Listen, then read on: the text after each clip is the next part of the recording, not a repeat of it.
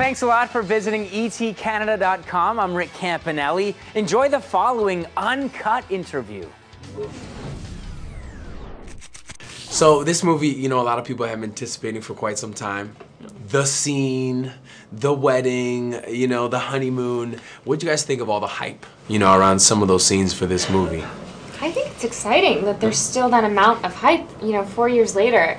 I think it's such an incredible thing that we've been able to finish out this franchise, and to see that our fans are just as passionate as they were from day one is a really exciting thing, because I think for us, we worked really hard on this one.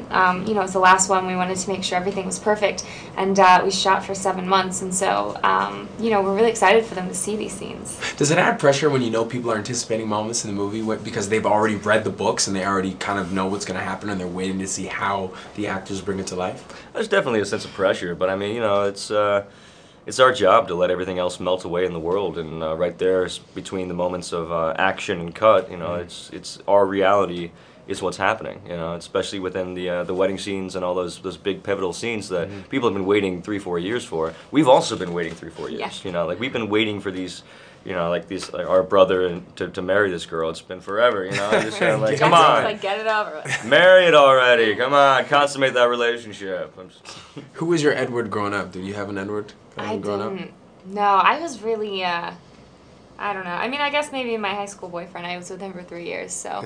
Yeah. But I was really focused on sports and academics. Yeah, what sports? I cheered and danced competitively, and then I swam, and I was on the dive team. I did volleyball for a year.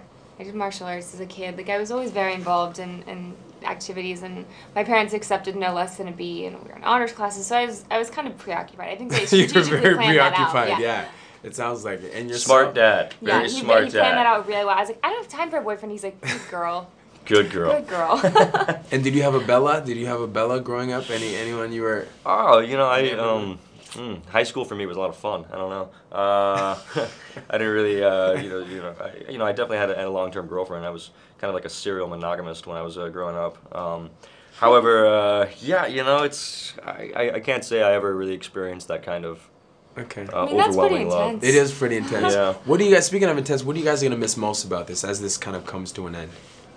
Not the white makeup. No? Oh, you're not No, maybe miss the contacts. Okay, no, Those no. are so fun. Yeah. Probably each other. I mean, I think it was, you know, nice to be at work with your friends and be able to kind of goof off, and it became this kind of family, and I think there's a lot of security and freedom within that. I think, you know, we felt very safe, and it's a different dynamic going into a new cast and new producers and directors and having to kind of develop those relationships. It was really nice just to be able to kind of go back to that, and it was easy and fun.